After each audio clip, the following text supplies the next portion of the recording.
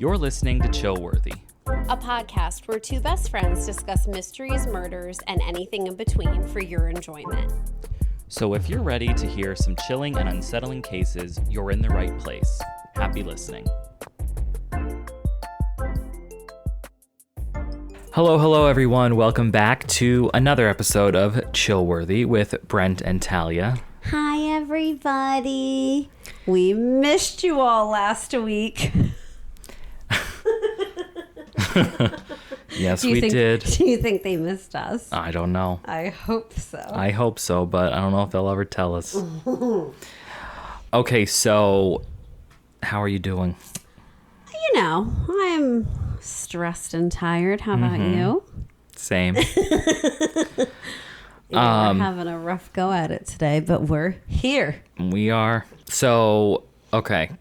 Some things that I guess I will start with for once because I don't have much usually to start with, but I was at the beach last weekend, as you know. You surely were. So I got some book readings done. Let's see what they are. Okay, so first, the biggest, most impressive thing was, so I'm still doing Mistborn, and I'm about still halfway through the second book. So I was going to say, you told the chillers about this or no, but you did. I did. It's fine, you know. I mean, I'm not blown away by it, but I'm not disliking it. It's just, you know, it's not like that thrill a minute kind of page or page turner type of thing. So I'm still in the middle of that, and once I am done with the actual trilogy, I will certainly report back. But so what I read while I was at the beach were the following books. How many are we talking? 3. Shit, good for you, man. So the first one, Lucy Foley, The Midnight Feast. I got to go to a book signing with her purely by happenstance. I was just going to use that word, yes. Right place, right time. Right. I was in a local bookshop down at the beach, and the woman at that local bookshop, which actually, wait a second, I told her I would say the name of her store also. All right, so the very nice lady that I met, the owner of Capricious Books. Love the name. Yes, a very cute little bookstore. It's in Ocean Pines, Maryland. So if anybody's interested in going there or looking it up, it's CAPRICHOS Books in Ocean Pines, Maryland, as I said. So when I went in there, it was a rainy day at the beach, and I asked her for some book recommendations, and she recommended a Lucy Foley book, and I know, of course, you like that. I do enjoy that quite author. a bit. And so then after I got the book, she was like, oh, actually, she will be signing a book like in the next beach town over at their bookshop over the weekend. And so I bought a ticket and went, and, you know, she was a lovely lady, Lucy Foley. Sounded like a delightful experience. It was. From what you said. Ray of sunshine, if you will. I got my hardcover book that I bought signed, and then you got me a present. Yes. And it touched my heart. Good. I was having a bad time, and you just perked me right up. So I got the paperback signed for Talia because that was like, I had to buy the ticket, and the ticket was the book. So now I had 2 copies. So, but a very lovely paperback with green tinted pages, painted edges or whatever. They're freaking beautiful.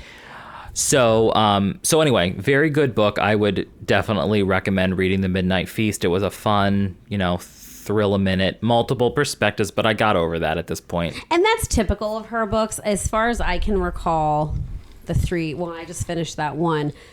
I'm pretty sure that's always the case. The Paris Apartment was definitely that way. Hunting Party I read so long ago. God, I loved that book.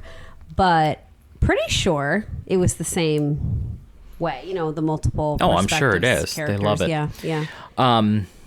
So that, and then then I started reading this other book by another author who I liked quite a bit.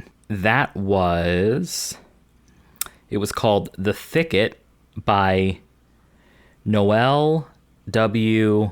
and I have no idea how to say this last name. IHLI. No, I'm sorry. Yeah, IHLI. Isle? Eiley? Something. Yeah. So, Noel Eiley, we'll say. So basically, this book is about it's Halloween. There's a haunted attraction in a local town that's supposed to be like a really, like it's like nationwide known for being scary and blah, blah, blah. And there is like a killer who goes there to be a real killer, because I think like one of the taglines is like people will hear you scream, but no one will come to help you. Jeez Louise. So it was a very good thriller book. Like really scary. Scary enough. I don't know how to explain that. I still don't find books scary, quote unquote. The way you're describing it, though, I really would love to read that around Halloween time, but I don't know if I can handle it. Well, I think you can. I loved it. It wasn't a home invasion book. You know, they went out there to the thing, and so like and I'm not giving anything away, but like the book starts with a murder that happens like the opening night. But the thing is, then like the story happens because the killer goes back again the next night to do it again, and that's kind of where the story really picks up. And it's the thicket. I was going to say the thistle. So I would say 4 out of 5 for that. Wow. And in the Lucy Foley book, 4 out of 5. I was going to ask you that, yeah. And so then I really liked the book. So then I read another one by her, Noel Isle, did we say? Eiley Isle. And this one was called Gray After Dark. You know, can I stop you quickly? I guess. I'm so silly. So our friend sent me this book, The Thicket. Oh. I was going to say that to you. Like, I'm pretty sure that name sounds familiar, but I didn't look it up as you were just talking, so I didn't know what the cover looked like. And then the fact that it has the little Ferris wheel on the front. Oh, yeah. That and I thought, no, wait a minute. And then I already have it as want to read. Well, it's a good book. Okay, sorry, go ahead. So, Gray After Dark, the first book in a long time that went over 4 stars to a 4.5. Wow. I'm not exactly sure why. Oh, I have that as one to read as well. This is very fascinating. I'm not exactly sure why it scored so high for me, but I definitely liked it. So this one is about a woman who's going to be working at like a summer camp. She's like a triathlete, or a biathlete. And, you know, she's in like a very, very remote area, but she, again, not giving anything away because this is in the description, she gets abducted by 2 mountain men, if you will. 3. I can't believe I have this listed as want to read.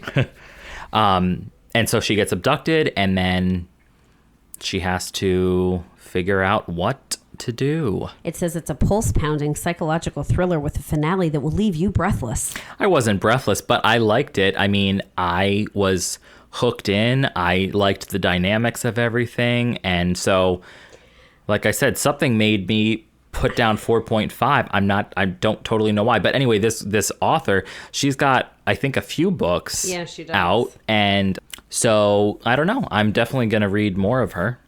She also, the Gray After Dark was published in March of 2024, and then Ask for Andrea was published September of 2024. That's kind of wild. Room for Rent published September 2024. How can that be? I wonder if something funny. Oh, I noticed that too, though, that a bunch of her books were coming out all at the same time. Yeah. So October 2024, None Left to Tell. But I also saw that it was like in one of her acknowledgments or something in one of the books, she said she's like a small writer. Like she doesn't have she's not like Lucy Foley. Right. And so she was like, I really appreciate people getting the word out and blah, blah, blah. So I don't know if maybe she like wasn't getting these published because nobody was like biting, and then somebody did, and now they're all getting published. I don't know. Good call. So, but I would say to watch it. Well, the most recent... watch it, read it. I knew what you meant. This most recent one that was published is Such Quiet Girls, which our mutual friend also sent me. Now, that one, the description I thought was a little frightening for me. Like, I don't think I could read that one. I see. Yeah. Well, we'll find out. But anyway, that's what I've been doing. You've got 5 minutes left. What do you have to say? I thought I just spilled my water. I did finish that audiobook that I was telling you about, the one. Oh, yeah. 3 stars. It was fine. Correct. Started another one. Can't believe I'm saying that. Also, our friend told me about this one, and I was sort of like regretting that I started it as an audiobook once it got going, but now I'm happy that I did. It's called The Life We Bury by Alan Eskins. Good. It's fine. I'm starting to wonder, though, if I'm going to say this about all audiobooks. Like, I'm never going to... Oh, my God. Well, give it a second. Well, right. It's your second book, for God's sake. I know. But I'm just worried. Like, is this just a me thing with audiobooks? Okay, now I'm finally listening to them. But am I ever going to get over a 3 with them? Like, are they always just going to be like, fine, you know? But I'm not far at all. 35% in this one. But you should try to get Gray After Dark on Libby, because maybe you'd like that one. True. Good call. Or The Thicket. Both of them were on Libby, and I got them like instantly almost, I think. Because that's what I mean. I don't think she's a big author yet. Right. So you're not on these like crazy waiting lists. Yeah, which is nice. The Life We Bury is about a man who is in college, and he needs to do this writing assignment of like an elderly person's life. He doesn't have, though, any living relatives that, are in that age group. So he goes to a retirement home to see if they have anyone who would be willing to talk to him. Ends up that this man who was granted early release from prison for the murder and rape of a young girl, he has pancreatic cancer, so he's now in this nursing home, until he passes away. Mm-hmm. So that's what it's about. And, you get into the lives of both men and the dysfunction in both. And so far, good, I also started The Color Purple. I got it. Did I ever tell you the birthday where Ashley, we went to the bookstore and she like set a timer of, I don't know if it was 5 minutes or 10 minutes. And like as much as I could grab, like that was what she would get me. Yeah. So The Color Purple, she recommended it. She had read it. I mean, that must be a thrill a minute, to be honest. Are you being funny? No. The I would love birthday that. thing? The birthday thing. Oh, I was like, I don't think this book is up your alley. No, I couldn't imagine just being let loose in a bookstore. Even if it was just a 5-minute timer, I could make do. Oh. And, I think that would be wonderful. Yes, it was. It was quite exhilarating. A woman who was near us, who was watching me, I think thought I was like about to rob the place, but what are you going to do? Yeah. So yeah, The Color Purple, Alice Walker. I didn't know what to expect that book was about. Certainly not what it seems to be about. It's at least so far, it's written in letter format. It's these two sisters, and one starts these letters to God. And then according to the description, they eventually transform into the one who's originally writing the letters. She stops writing to God and she writes to this sister. Major trigger warnings of a lot of things. Assume. Like assaults and various types of assault. Just, major trigger warnings. Look up if you're going to start it. But it is excellent so far. But I'm super early in it. I just started it, so 10%. Golden Girl, I'm still reading that one that's the seashore author who you never really are into those. And then I started The Sicilian Inheritance. I'm almost done with that one now. I'm over 70% by Joe Piazza. Such a good book. A lot of like Italian history, Sicilian history, and there's also like a murder mystery going on within it. And it does flash back, though, to like early 1900s to present day between two characters who are relatives. And it is such a good book. So well written. I love it. I love it. I love it. Love it. Awesome. Well, that's all the time we have for today. We have hit our 15-minute mark. Wait, I did finish and I didn't say this. You better make it quick. Well, what is it? Wait a minute. The guest list. Did I? No, I don't think I said that I actually finished it last time because I was still reading it. Okay. It was very good. And Spirit Crossing by William Kent Kruger. I finished that after our last one. 3 stars. It Bummer. was fine. It was fine. It was fine. Fine. Yeah. Fine and fine. The Guest List by Lucy Foley. I did actually give that 3 stars. Wasn't my favorite of hers, but it was good, and I was surprised by the end. I did guess some stuff, which was a drag, but there were things that I totally missed, and I liked the surprises. Good. So, well written, as always, by her. Wonderful. All right, so I have the case today. Yeah. So let's just try to jump into this. All right, now today's case is the case of Kris Kremers and Lisanne Froon, Froon. So this was a case that I heard about long before we started doing the podcast. And it was like certainly an interesting case. And then I didn't try to tackle it since we started the podcast, but I figured we could do that now. So like I said, these were 2 people, Kris Kremers. She was born August 9th, 1992. She was 21 years old at the time of this case happening. And she was from the Netherlands. Oh. And then we also have Lisanne Froon. She was born September 24th, 1991. She was 22 years old, and she was also from the Netherlands, and they were actually they lived in the same town. They were roommates at this time. So they were both, they decided that they were going to do a little trip together. And it wasn't just a vacation, though. It was going to be a vacation plus kind of like a volunteering thing. Like they were, going to be mission trip. Yes. So this was happening in Panama. So anyway, they were excited to do this. I think that Kris was a little more outgoing than Lisanne. From what I was reading anyway, just that, she was a little maybe more like introverted, and she wasn't as outgoing and adventurous with like, hey, let's go to a different country where we don't know the culture and thrill seeking. Right. See what we can get into kind of thing. But anyway, so either way though, I mean, this is like one of like a trip of a lifetime. I mean, they're going to go to Panama. So Kris and Lisanne, they, like I said, they were roommates, they were co-workers. So they just wanted to like do this trip to just do something like big together.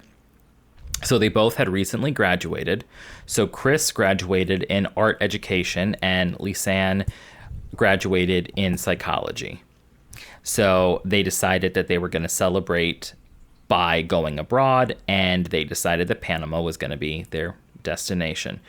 So like I told you, the plan was kind of half vacation, half volunteering. So they were going to explore the country, they were going to improve their Spanish, and they were going to spend a month volunteering with children at a school there. So they arrive in Panama on March 15th, 2014. And for the first 2 weeks, they are sightseeing around the country.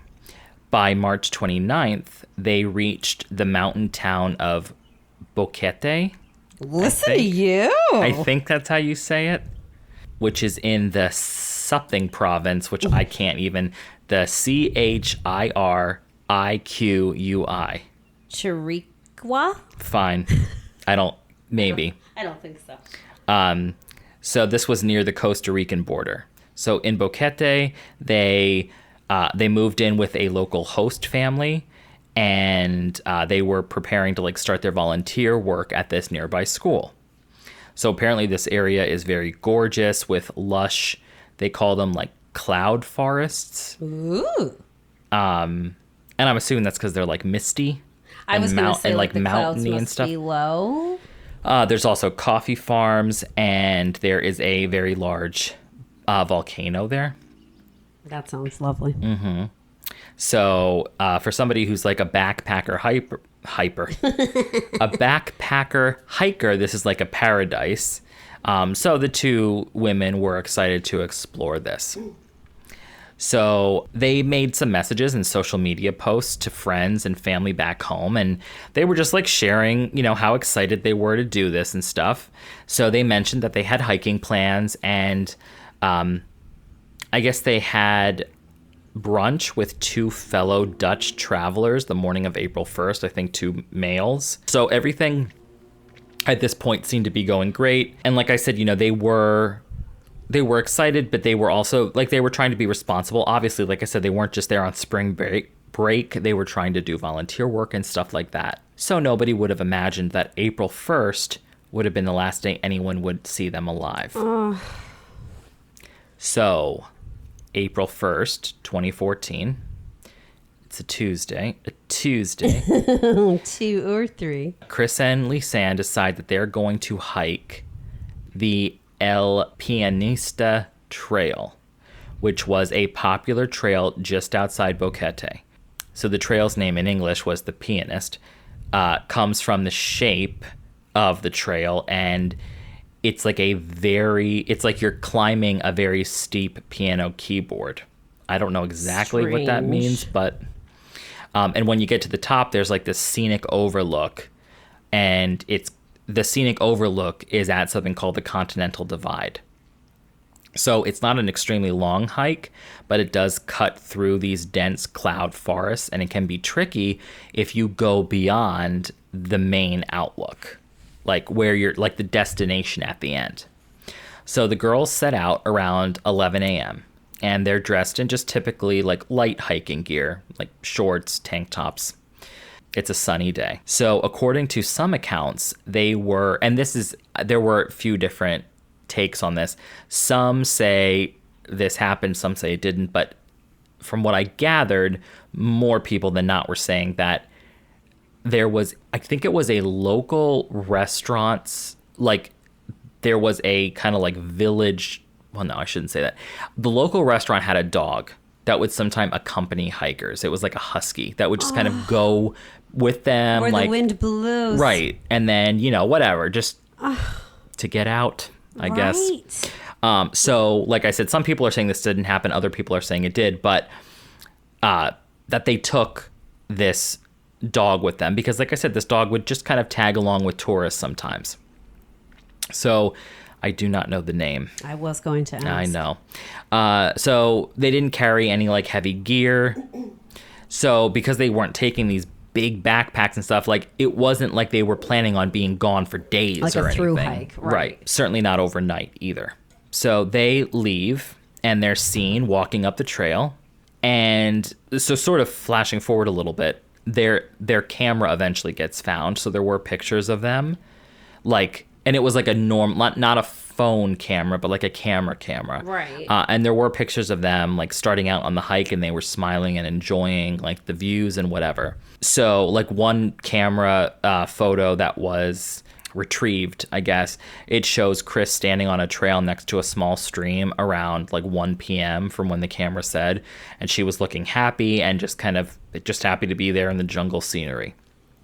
So everything appears normal in these photos. The girls aren't showing any signs of distress, and there are no other people visible with them. So at some point after reaching the top viewpoint, instead of turning back, for some reason or another, they seemed to have continued walking into the wilderness on the other side of this Continental Divide. And that's where it's once you get past that point, it's very you should take a guide with you for that. It's no longer as touristy. It's more, you have to know your stuff. Yes, you have to be careful. You could fall, you could get lost, you could get turned around, all of these things. So this is where things took a obviously bad turn. And there were pictures on the camera that did confirm they made it to the top. Yeah. There were a lot of pictures that were retrieved, which I think, we will get into that, but some of these pictures are just there's a lot of weird things on this camera. So anyway, they go past like I said, now they're in this more remote, confusing terrain. And I guess it's like descending downwards towards the Caribbean side of these mountains. So when evening comes on this day, the host family started to get concerned. The dog does return without the girls, which was kind of a red flag because I guess normally the dog stays with the tourists. Although again, if they were going a lot further than what normal tourists would go, maybe the dog only knows to go to a certain point and then decides to come back. Like, I don't know. Did the dog seem in like distress? Not that it was hurt, but just like, yeah. I thought we were going to say, did the dog say anything? That would be no and no. So like I've been saying, I mean, these girls are conscientious. They weren't just there to party hardy. Right. So they did have a routine of daily routine of checking in with their parents via text message and stuff. So April 1st, there are no good night messages from them, like, because they talked to them in the morning. Yeah. So now the host family, because the thing is, I mean, yes, they were the host family, but they weren't in charge of these girls in terms of like, the girls were staying with them, but they didn't have any control. They weren't their parents. They, they didn't have a curfew. I mean, and like they could have stayed out with those two other boys all night for all these people know, and there was nothing wrong with that. Very nice though that they at least like started making it known like we might have a problem here. Well, let's not delay things. Well, they were worried, but they didn't do anything that first night is what I'm saying, because they were still thinking that there was hopefully an explanation, because like I said, these girls technically didn't owe them anything to tell them where they were going to be. Right. So they were just thinking, maybe they met up with friends or other people, maybe they were just running late, they stayed somewhere overnight, like, whatever. So now, by the morning, though, of April 2nd, it was clear to the host family that there was something wrong because they still hadn't returned. And they actually had an appointment on April 2nd with a local tour guide who was supposed to take them on an excursion around Boquete, and they completely missed it, never showed up. So then now it's like, okay, so now there are things you were like signing up to do that you're also not showing up for. Right. So the guide shows up, the women didn't. The alarm was raised. So the host family contacted the local authorities, and the search was organized in this area all around the El Pianista Trail where they had been last seen. So these initial search efforts focused on the Tierras Atlas Highlands. I guess it's like a part of this like landscape. The mountain range? Yeah. Oh, okay. So locals, guides, police, they scour the area. And of course, they start out on the easiest to reach paths because they don't assume these girls are going really off this path. So they even used helicopters to scan from above, and search parties combed through the wooded area and along the rivers where these women might have gotten a little bit off track. So the hope was that the girls might have just simply gotten lost or injured and just were like waiting for help. So days go by though. Now it's April 6th and there was still no sign of these missing girls. So by this point, their parents now have flown out to Panama from the Netherlands. And the families arrived and they brought their own, I guess you could say, like reinforcements for this. Like they brought Dutch detectives, some police officers, and specially trained search dogs, which, I mean, good for them, I guess. Absolutely. I didn't know you could just outsource. Like, I didn't know that, like, Dutch police would leave to go to Panama to search for people, but whatever. I did not know that either, but I guess it just goes by country. Yeah. And their prerogative.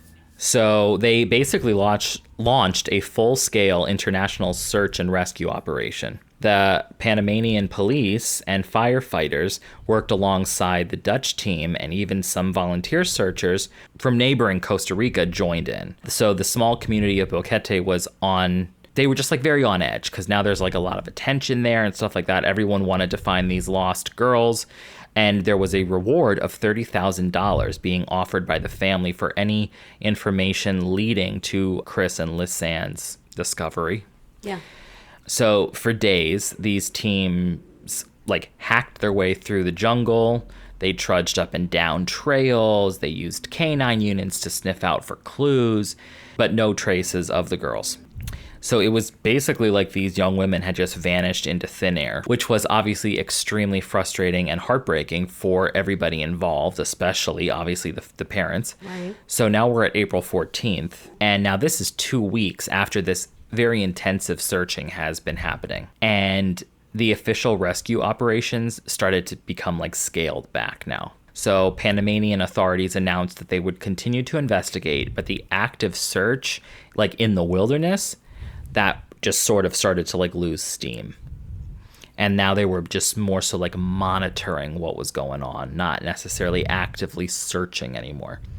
So the Dutch search team and the dogs, they eventually returned home in early June after exhausting, like looking around all of these areas, and there were just no results. So through April and May, Kris and Lisanne's whereabouts just remained a question mark. So their families kept the story in the media. They refused to give up. There were candlelight vigils that were held in Boquete. Flyers were distributed far and wide. There were occasional tips and rumored sightings. There was even like a strange one about the 2 women that were seen with some young men in a distant province, which turned out to be false though. As time passed with no news, people feared the worst. Some locals would kind of gossip about maybe jungle accidents or even some type of crime that took place. So while the families clung to hope that maybe the girls were just still out there and like they were lost, but it did not. It just kept looking worse. So now we're at 10 weeks later, and there was a break in the case. So 10 weeks of this searching and just all of this uncertainty, there was a sudden breakthrough. So on June 14th, 2014, a local indigenous woman from a village called Alto Romero walked into the police station, and she was holding a blue backpack.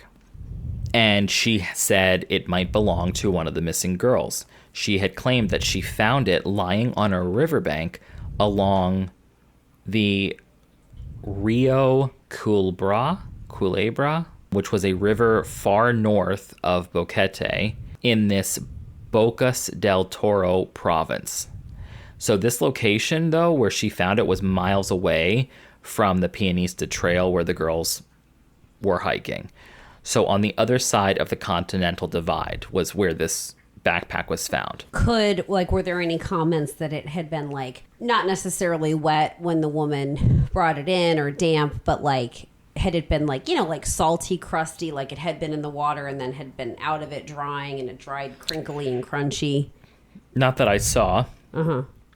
But I think the backpack is, people have like thoughts on the backpack, like was it placed there maybe? Oh, okay. So the backpack, so I don't know about like the salt or, like stuff like that, but it was in good condition. Oh. And that's why people were wondering, like, was this kind of just placed there it's to like a breadcrumb? Well, to like throw somebody off the trail or something like that. So so like I said, this backpack was a blue backpack, and the contents that were in it did belong to Lisanne and Kris. So inside, authorities found 2 pairs of sunglasses, roughly $88 worth of cash, Lisanne's passport and her insurance card, a water bottle, 2 bras, and both of their cell phones and Lisanne's digital camera. Oh, that's how they found the camera. So everything was dry inside the backpack. And it was, like I said, it was neatly packed up, like a little too nice. Well, I was just going to say, not so much any of the other items, even the cell phone. Like sometimes I'll have my cell phone out for hikes to take pictures. You will. Other than that, I do pack it away, though, because I don't want to carry it. Like I want my hands to be free, like I just don't want things in my hands. But I mean, hey. Right. But the camera, I find especially strange that wasn't found on the trail, that they would have been holding it, whatever this is that went down. It wasn't just dropped from somebody's hand and like potentially damaged, that the camera was in the backpack. Like that's just odd to me. Yeah. Well, to seasoned searchers, it was strange that the backpack could sit next to this river through all of these heavy rainstorms and not be like nothing inside was wet. So in fact, the locals insisted that this area had been searched before and that the bag was not there. So something is definitely fishy about this. Right. So of course people were saying like this bag had to be placed there deliberately, probably not long before it was discovered. So the bag itself, it just had like a little bit of damage on it, but not waterlogged damage, but more like it had been like maybe dragged, like it was scuffed up a little on the bottom. But I mean, who knows how that happened. So, but all 3 of the electronics still worked. Wow. Which is very odd to me also, because if somebody abducted these people, these girls, why the hell would they put the cell phones and the camera? You're in a jungle. You can easily get rid of that. But or even like if you're going to allow those to be found, that you would have attempted to damage them, right, so nothing right. could be recovered on them. Could they tell with the cell phones, like when they last used them? Had they sent? I think there was some of that stuff. Okay. So yes, so with the recovered phones and the camera, investigators finally had a window into the girls' final days, and the data was pretty chilling. Yeah. Grim, yes. So first, they checked the cell phone logs, like you said. And despite the remote area having little to no reception, they discovered that 77 attempts were made from the girl's phone to call emergency numbers in the days after April 1st. 77. Yes. Oh, that breaks my heart. So, which then when you think about it that way, they probably, maybe they were later, but they wouldn't have been abducted right away, because who would have been letting them call 77 times? Right. I'm thinking more like injury, loss, panic. Right. Please come rescue us. So the call logs showed that their first distress call was dialed just hours into their hike on April 1st at 4:39 p.m. Oh, wow. So Kris's phone tried to reach 112, which is the international emergency number used in Panama. And at 4:51, it was dialed again. And over the next days, they made repeated attempts to dial 112. And then they also tried 911, which was also another emergency line in Panama. So, but none of these calls connected. Like they didn't act. Okay. So they were dialed again and again as the pair seemingly desperately tried to get a signal out in that rainforest, but could not. So, just playing devil's advocate. Alrighty. I'm thinking, what if they were abducted and that was part of the plan by the abductors to like, let's put 112 in these phones like an insane amount of times to make it look like they were trying to get help. We know there's no service up here. They're not going to get in touch with anybody. Well, it's a pretty big gamble that wouldn't go through just once. But I thought you said that it was known for not having service up there. Well, I'm just saying, I mean, that's a... You still don't want to toy with those odds. Yeah. What if there's a rogue satellite out there that's just all of a sudden like, oh, hey. Hello? Right. I mean, I'm just saying, I don't know. I think that would be a big risk to do, because all it takes is one whacked out phone call to go through, and then all of a sudden you've been pinged. Surprise. Right. So, but like we said, unfortunately, none of these calls connected. So there was one, I think, small exception. On April 3rd, there seemed to be one 911 call that got through, but it only got through for 2 seconds. Oh, so they would have heard the operator answer. It's like not even like you couldn't even ping that. It didn't. There was nothing of substance to get through. And like no log from the operator of like, this is what was said at like. There was nothing said. It was 2 seconds. Yeah. So the phone logs just show though that they were like pretty desperate at this point. So then Lisanne's phone runs out of battery by April 6th and was never used again. So now Kris's iPhone, which had a longer battery life, it continued to be switched on and off occasionally through April 11th. Wow, that's several days after. What, 10 days? Well, I guess they were trying to conserve. Oh, yes, right. By not having it on. They were alive. I mean, they lived to, they're still attempting all this. Right. So what was weird, though, was after April 5th, the phone was never unlocked again. Now, multiple attempts, though, were made with the wrong PIN code to get into the phone. Which I would think... well, that doesn't make sense. I was just going to say, as roommates, you would think that they would have each other's pins to get into their phones, but you and I don't have each other's. Like, I was just going to say, we've never known each other's. If we would have went on this hike and you got hurt and you couldn't use your phone. Exactly where I was going with this. I would continue to try, but like... It would lock you the hell out. Shaw me. Right. Because that's what I was going to say at first. Oh, it must be the abductor. But it's like, no, that literally could have... Yeah, it could have been the other. Yeah. Right? Yes. One of the... Yeah. So... The last time that the iPhone was powered on was April 11th, which was over a week before this horrific ideal began. It was turned off for the final time just before noon on April 11th, and there was still 20% battery left. I was just going to ask you. Now, we know that the battery did die, or truly that it was shut off. Did not die. Shell, yeah. Oh, that's so unsettling. So after this day, no further calls were attempted. How many days does it take to starve to death? But I guess you don't starve to death, because if you can still drink, which unless they were finding wild water, which they could have also been contracting God knows what if they didn't have. I mean, they were not prepared, like you said, to do more than a few hours. So they wouldn't have had even if they had stuff to treat the water with them, like charcoal sticks or something, they're not packing a week's worth. I agree with all of that. Right. I don't know how easy or uneasy it is to find water in a lush jungle like that. Very good point too. I'm thinking, of course, there's like streams and things, but not. Well, that's what I picture too. But who the hell knows? Right. Then I also picture from the Hunger Games where they're putting that thing into the tree. Absolutely, that is such a good freaking movie. So. And all these rainstorms. I don't know.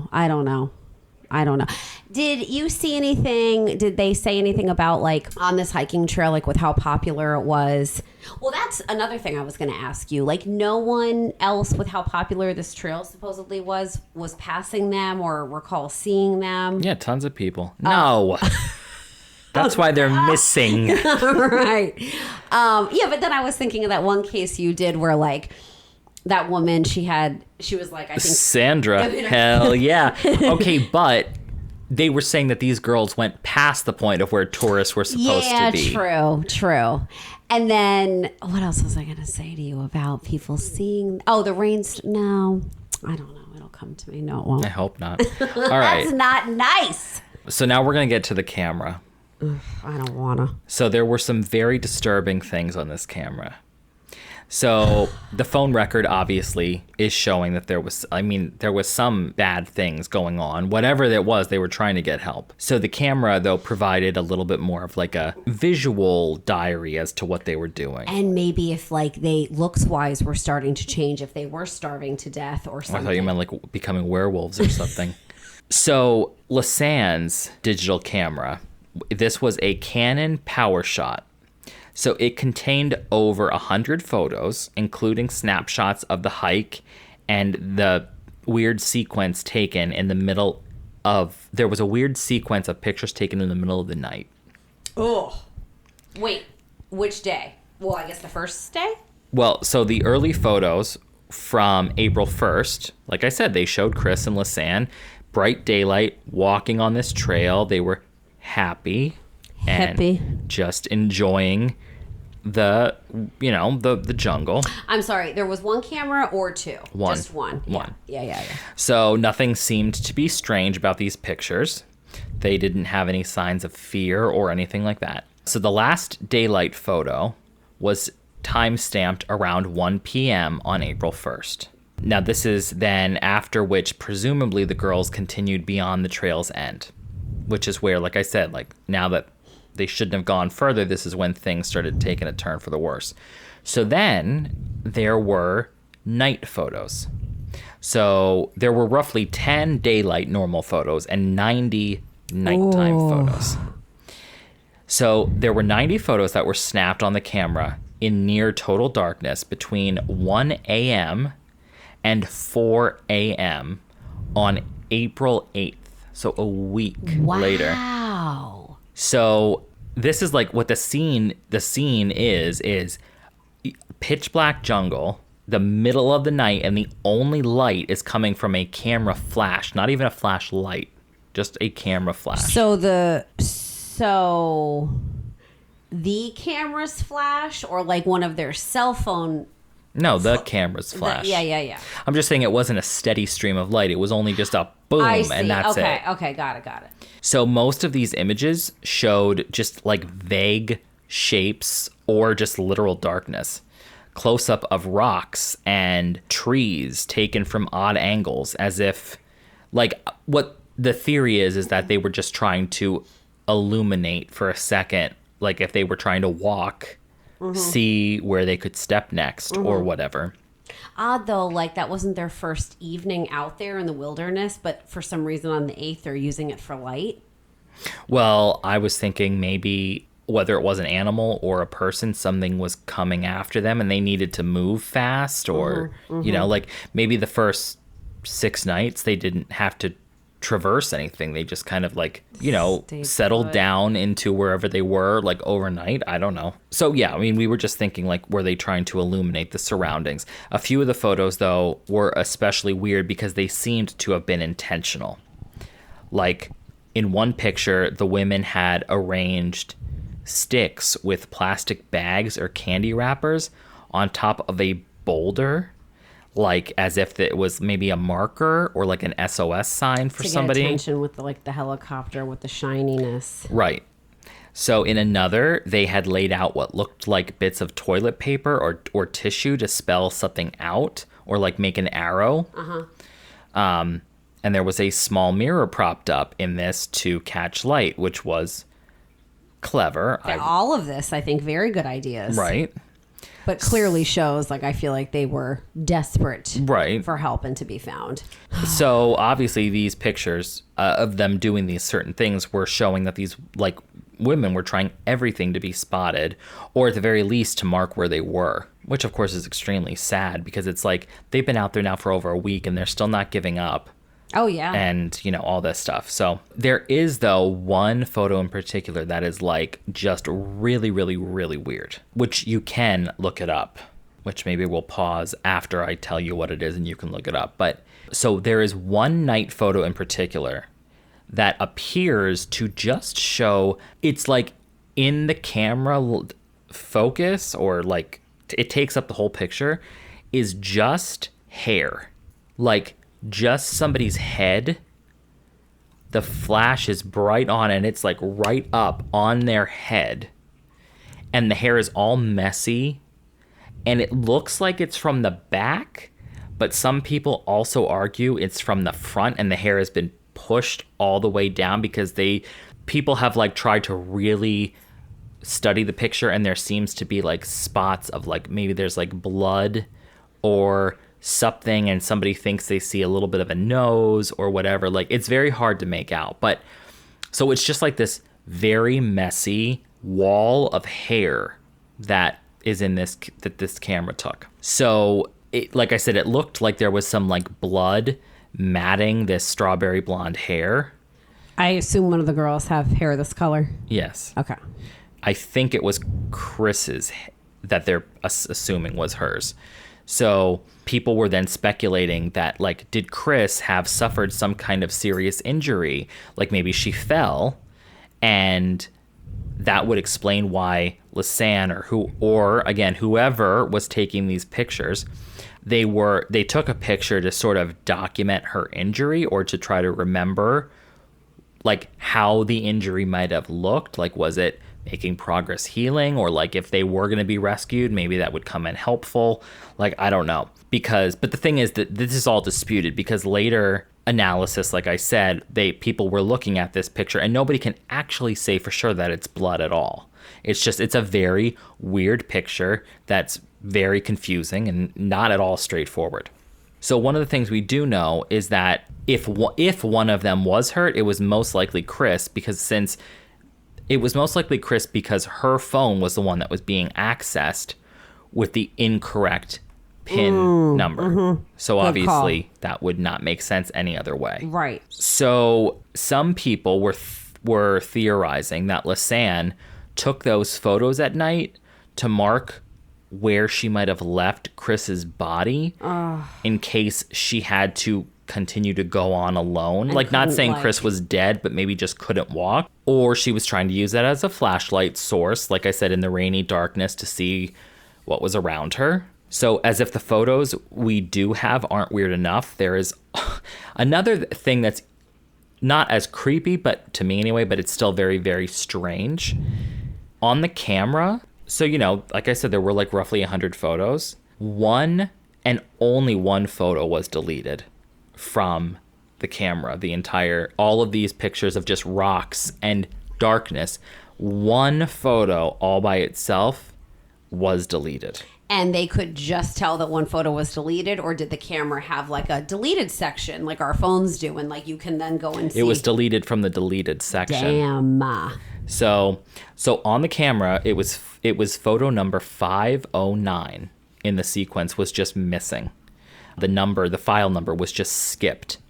No one knows what happened to image 509. It's nowhere to be found on the camera. Like I said, in the deleted area, nothing is there. So its absence, so this 509 photo, its absence has led to a lot of speculation about whether something was on that picture that maybe it wasn't Kris or Lisanne, but somebody else was in the picture, or I don't know, a certain location that they didn't want to be disclosed. And so they were crafty enough to, like I said, not only delete the picture, but then delete the deleted picture. Exactly. Because, you know, not a lot of people even know, like, I shouldn't say that, but depending on generational, there are people who have no clue that when you delete a picture, you didn't really delete the picture, you only deleted the picture.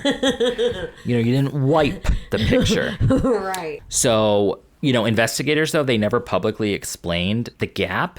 Like, it just remains a very eerie mystery, basically within another mystery of why this was deleted. So, finding the backpack with all these clues now reignited these search efforts, which sounds reasonable to me.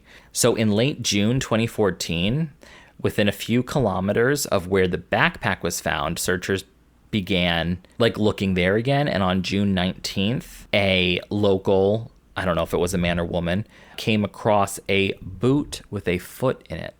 Stop it. And it was wedged inside of a rock crevice. Like it got stuck. Along the riverbank. Could you tell, I don't even know what to ask. Was it Good, keep that in mind. Was it decomposition, or you could tell it had been cut? But did the girls even have a knife with them that they...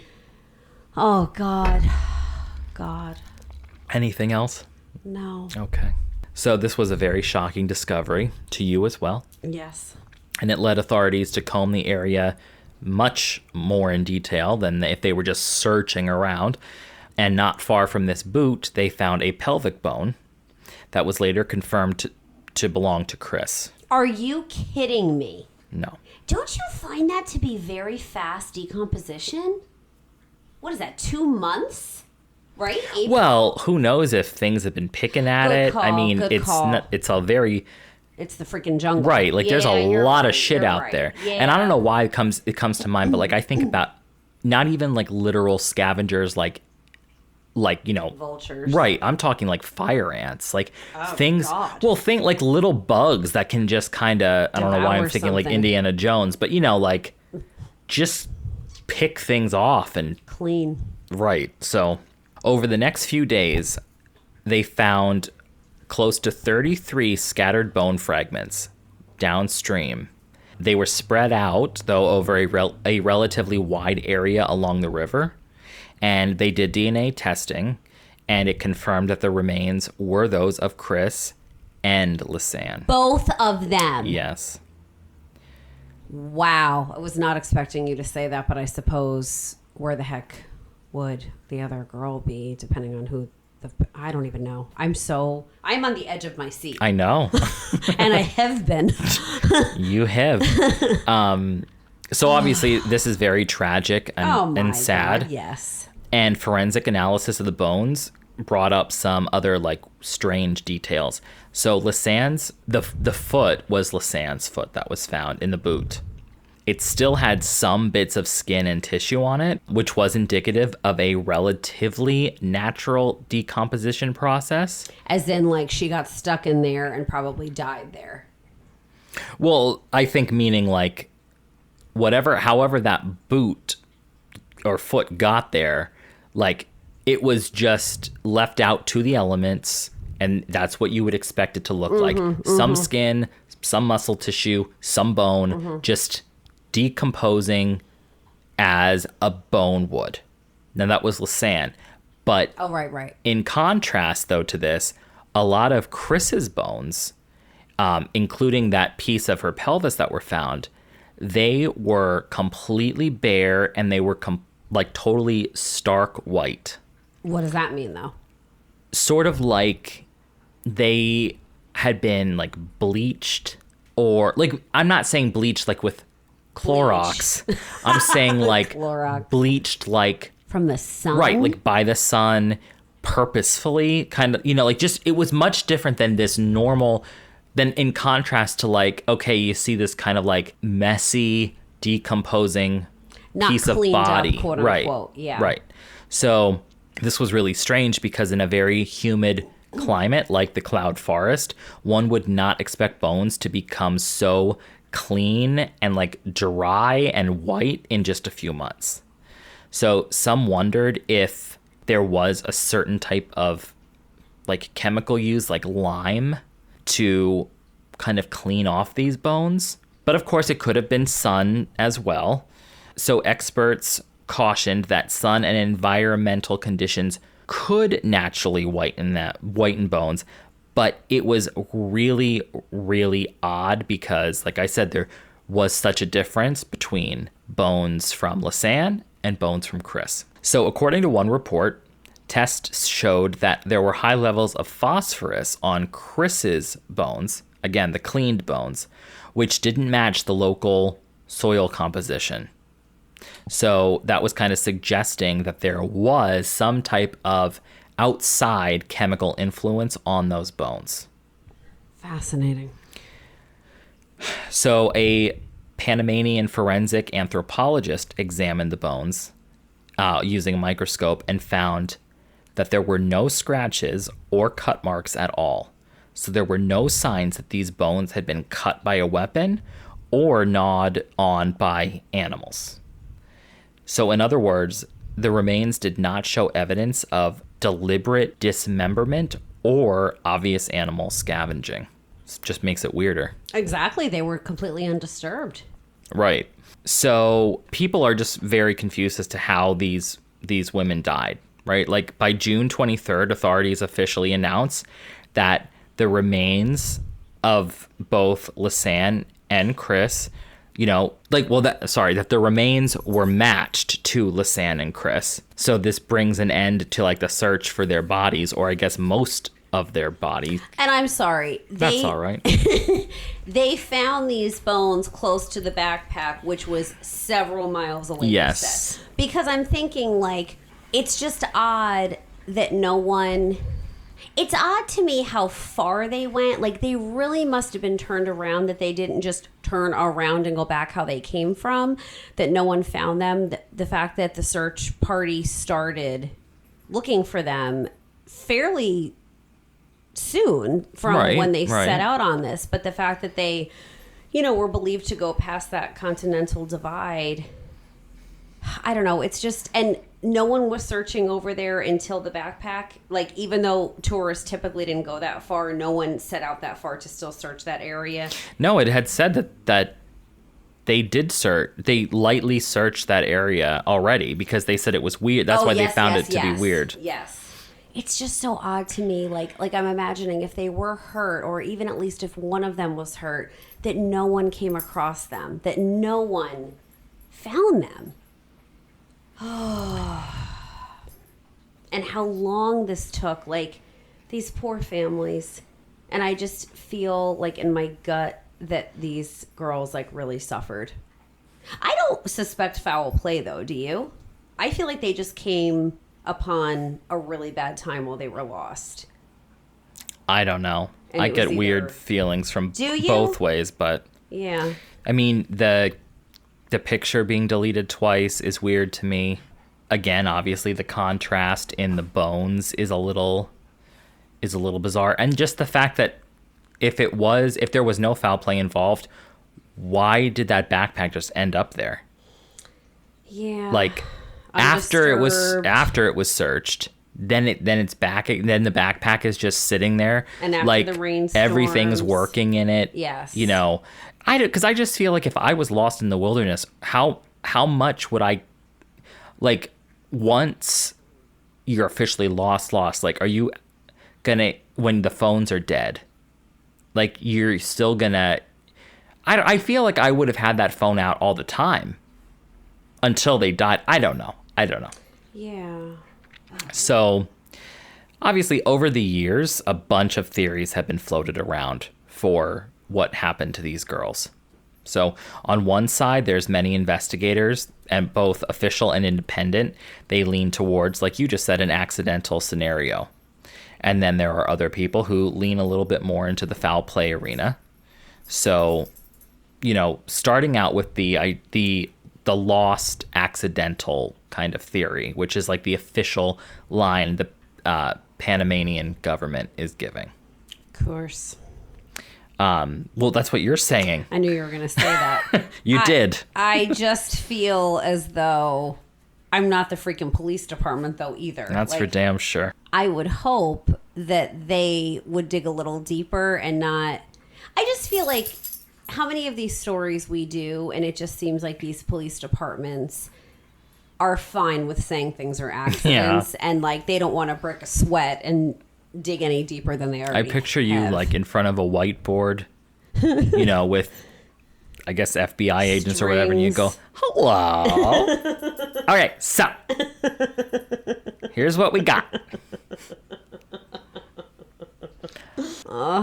All right, so obviously this is the simplest explanation. It was just all an accident.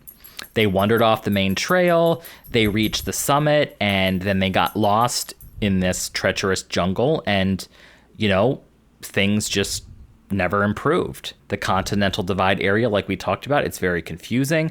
One wrong turn and you're going, like, into a very, very deep, thick jungles. It's very remote. They might have, both of them or one of them might have fallen off a cliff, or maybe even like one of those cable bridges they were talking about, which, no freaking thanks. And, you know, got hurt, and, you know, which could be a possibility. Oh, by the way, chillers, I did show Talia during a break the picture of the hair. I walked into the room and he had it like ready to show me, and I couldn't even, he's like, this is the picture, and I couldn't even tell what I was looking at. I thought, well, I actually said this to you, I thought it was rutilated quartz. Yeah. Rutile. I mean, I sort of was getting wig vibes. Obviously it's not, since it did match one of the girls' hair. It was definitely disturbing. I mean, for sure. It's just, I don't even, it's everything you already said and what you described. And I did feel like I could see skin. Mm-hmm. I don't know if it was her back. I didn't look that closely, but to me, I didn't think I was looking at like a face under there. I was thinking more like an upper back, lower neck. And it was pinkish. I wouldn't say that I thought I saw blood or red, but definitely like pinkish skin, which I suppose that's a good sign in terms of like blood flow, and that if this was Kris, like that she was still a lot. Well, I mean, I guess what does it matter though? Well, I guess it would matter in terms of when that was taken. And that was one of the ones on the 11th, 9th, right? That they were wasn't all of these disturbing ones were like days later.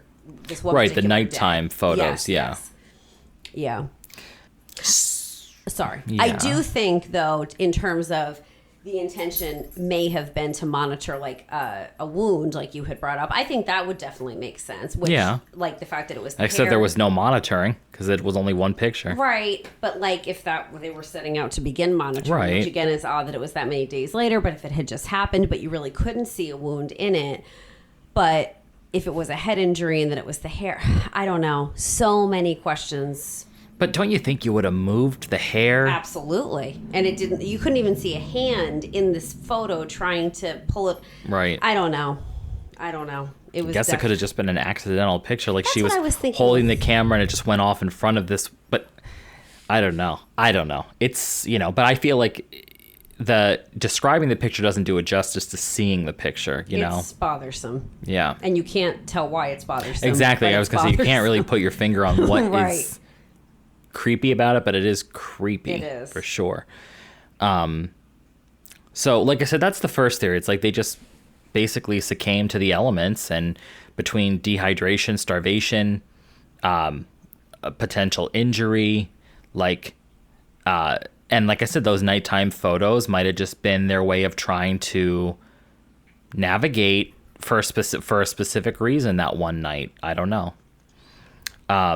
So Dutch authorities also initially favored this accident theory. There was a team in 2015 that concluded that was the most probable cause, that the women had suffered an unfortunate slip or something, and that's just what happened. So that's theory one. Then we have the foul play theory. So despite what I just said, there are also several suspicious details that make some people believe that a third party was involved. Now, it might have been like an opportunistic crime or something a little more sinister, but they point to the fact of this discovery of the remains after searches in that area, which is obviously strange. Mm-hmm. That's a red flag. How could search teams and dogs in April, because remember, and dogs miss both of these people, only for the backpack and then bones of both girls to show up in the area in 30 different places. Because you'd think, then what's the chances you wouldn't come across 1 out of 30 the first time? Well, and then I'm thinking, it's like if they had been abducted and they were being held somewhere, I guess. But then what if they had tried to escape, and then what if, then they got hurt, or what if they were hurt while they were being held? And then that's why they then passed away, because they were already injured. And then maybe the 30 different locations, is it because maybe an animal dragged their body, or after they were deceased, dragged that? Who knows? But then it's or did the abductor intentionally spread? Ugh, I don't even want to think about it. Well, you're on the wrong podcast then. So then, of course, the other thing is people point to the fact that the backpack was in such good condition, and local people were insisting that backpack had not been there earlier. So then we have the odd state of those bones, especially the fact that Kris's bones could have been chemically treated for whatever reason.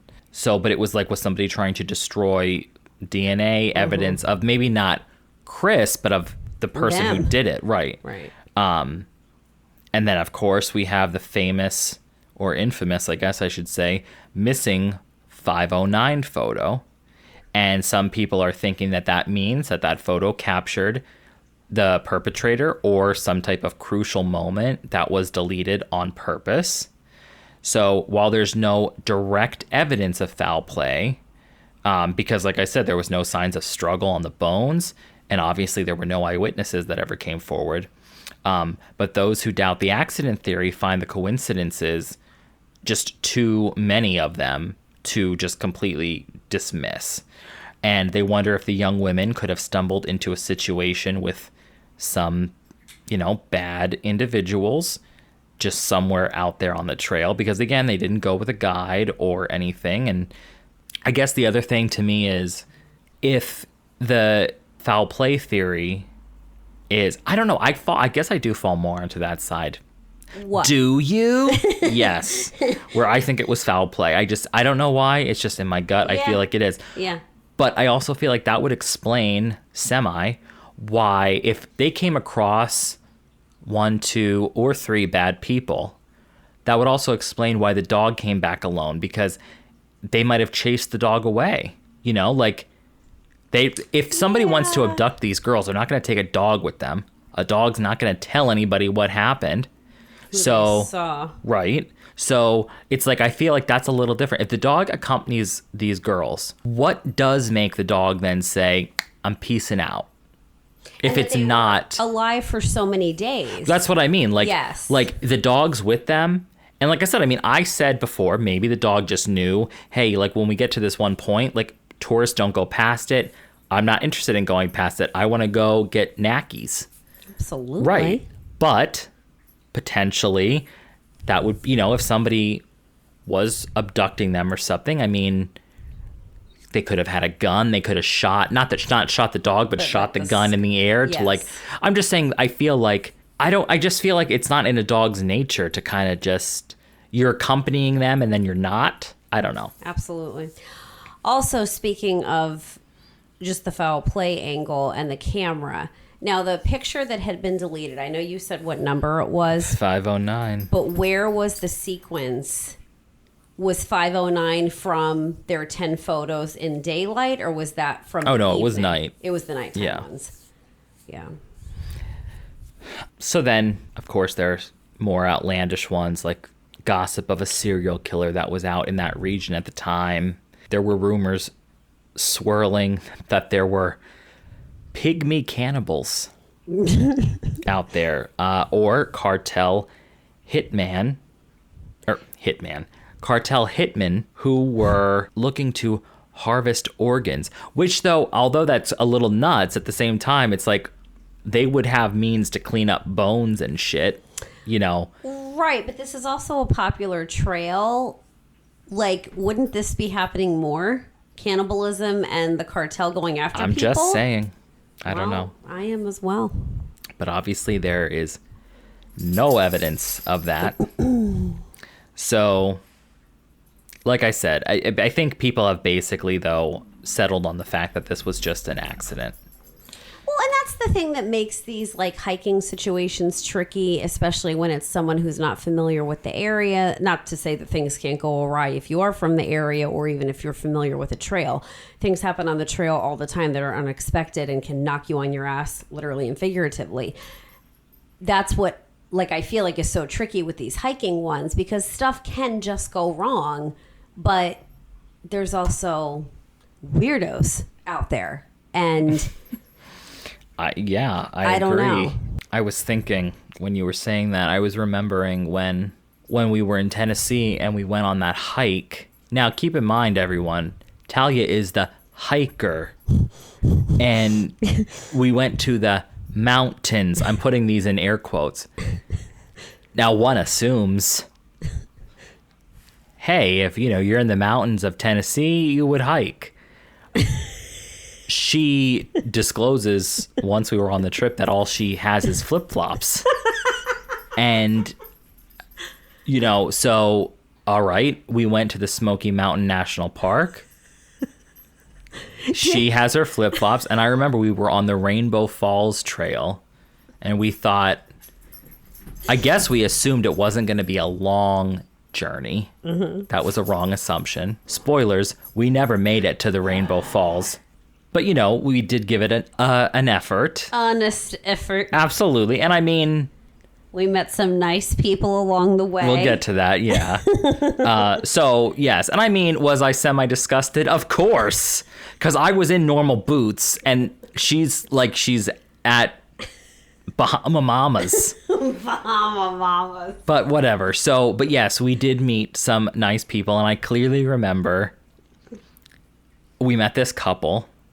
And they were nice enough. They were talking to us. I think it was a husband and wife. I thought she was talking to me. They were talking to us in the beginning. And then I remember there were a couple people passing us, and we were kind of now getting curious as to, where is this? Show me how much further we got to go.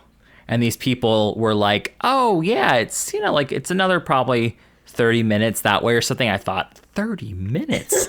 Well, we can't do this. We just can't. So we stopped, and for some reason that couple wasn't stopping with us, but they were very close proximity to us. And the wife ends up saying, oh, how did you get here? And Talia goes, oh, yeah, no, we just parked down there and we just walked up. And then the wife turns, and you can see she's holding her cell phone, talking to somebody, and just gives Talia the most innocent, no, I'm not talking to you. Right. But a very endearing smile. They were sweet people. They were very sweet. Oh my God. So, but Talia really wanted to tell them that we just walked up. And I'm thinking, yeah, they know. They were with us. So, sadly, we never got to any Rainbow Falls trail. I don't remember that about the shoes. I was going to say to you, did we go buy some? No. You certainly didn't. But that was it. The other part of the trip that I clearly remember was being on that mountain roller coaster. Oh my God. And how the man setting us up was about wild animals, wasn't it? No, he was saying, like, you know, you have to be careful of the brake. Like, oh yeah, make sure to check the brake, not check the brake, but like use the brake. Dabble. And, you know, like, don't go down this too fast. Talia was in front of me as we went up that, you know, we went up. Like, obviously I was behind her a little bit, but like the same way an amusement park would be. It was like I could clearly see her. And we, you know, we got to the top. She obviously went first. You never touched that brake. I did not. That was it. I didn't. You flew down there like a bat out of hell. Did you use yours? Yeah, I used mine. So, oh my God. Anyway, so that's that. Yeah, I mean, at the end of the day with this, we still don't have all the answers. I don't think we ever will. I was thinking that too. Those poor families. Yeah, I mean, Kris and Lisanne's story, it's heartbreaking. And it's just, I think it's like a good, well, not good, but it's a reminder of how quickly things can change from, like, you know, you're going out for a hike to you're stuck out there, you know, just, I don't know. I just think it's just crazy how quickly of a difference, whatever, somebody, you know, trips, hits their head, breaks their ankle, whatever. And then the entire trip, especially if you are kind of like, I'm not saying these girls were cocky, but if you're getting a little too adventurous and you kind of aren't necessarily where you should be anymore. Now, I don't know if that happened with these two. Right. But like purposely or not. Let's go farther kind of thing. Right. So now, you know what, we're 11 years after they disappeared. And it's a case that lives on in infamy. People still talk about it, obviously. Well, when you had said that you had heard about this way before we did the podcast, how did you hear about it? I'm sure I heard about it on a podcast or a YouTube video or something. Yeah. But just, you know, it's a creepy case. It is, because there is so much unknown that, like you said, we will never know what truly happened. And your mind can just go down so many different paths with the possibilities. Yeah. So, I think that's it. Well, good job. Thank you. A good one. Very, of course, sad and just devastating for these girls, devastating for their families. May the girls rest in peace. Yes. I mean, I think I gave several not closing thoughts, but final thoughts. I don't even want to know what you think the difference is between those two. Timing, mostly. You know, 10 minutes ago were my final thoughts. Now would be closing because we are closing. We're about to be done. So, no, I don't have any. That made more sense than I thought it would. So. Yeah. All right. Well, until next time, everybody. Stay safe. And stay chill. Bye, everybody. Goodbye, everyone.